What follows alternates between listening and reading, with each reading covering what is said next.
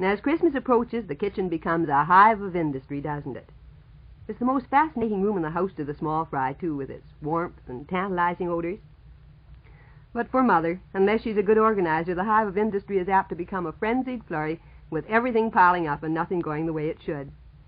This year, more than ever before, it's the wise woman who has planned her menus well in advance with plenty of room for changes, in case she has to, at the last moment, substitute foods which are available for those which aren't.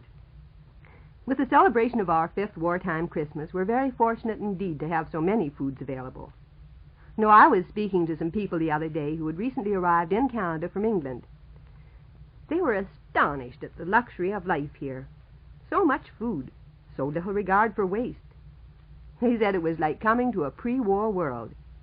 In England, they said, you just didn't dare leave food on your plate. You felt obliged to eat it all up whether you wanted to or not. Or if anyone was looking at you and they saw food on your plate, well, they made you feel like crawling under the table. Well, even though according to our conception at least, our celebrations will be very simple this year, they still require a great deal of planning, to say nothing about the actual preparations. If you haven't completed a Christmas work plan yet, let me tell you how the consumer section suggests that you work it out. To begin with, we will assume that you have the Christmas pudding, mincemeat, and fruitcake made and out of the way, or at least arranged for. Now, why not consider the whole Christmas weekend in your meal plan?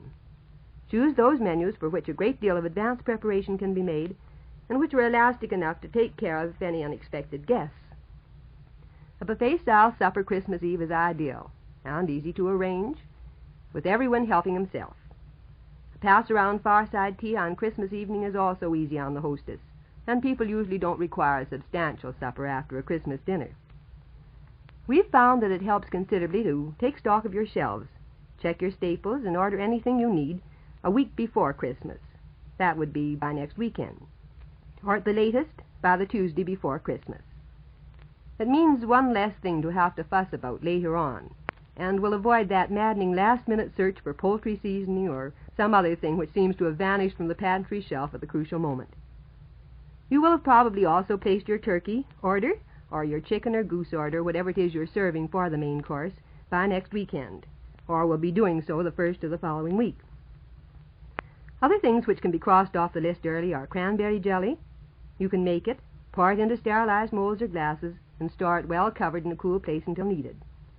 Cookies which store well, salad dressings, and so on, can also be made in advance. But I don't have to warn you to hide the cookies well, or they may disappear before the required time.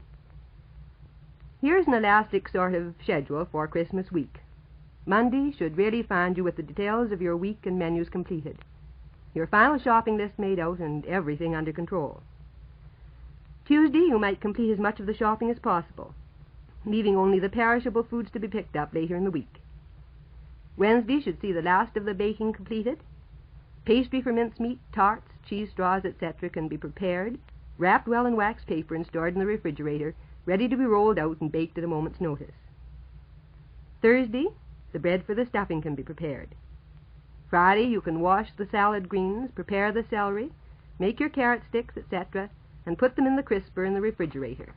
Or, if you haven't a crisping compartment, a kettle or roaster with a tight-fitting lid may be used and stored in the icebox or a cool place. It will do the crisping job very, very nicely. The turkey, goose, or chicken may be stuffed Friday also, though some people prefer to leave that for Christmas Day, since it really tends to make the dressing a bit soggy. Some pudding sauces may be made the same day or the day before Christmas. Choose one of these that can be made the day before, and so eliminate one more last-minute job if you like. Christmas morning, some of the vegetables may be prepared early, but please don't let them stand in water until you're ready to cook them. No one approves of that nowadays. They lose too much of their mineral and vitamin content. Instead, prepare those vegetables which don't darken on exposure to air, such as carrots, turnips, etc. Then wrap them well in wax paper or a clean, dampened towel. Put them in a bowl or pan with a lid, and keep in a cool place, preferably the refrigerator, until you're ready to cook them. Of course, we don't recommend keeping fresh vegetables standing any longer than absolutely necessary, even this way, because of the destruction of vitamins that takes place. If you have a plan of your own to follow, you know how much easier it is on you, and instead of being a nervous wreck on Christmas Day, you can really enjoy the celebration as much as anyone.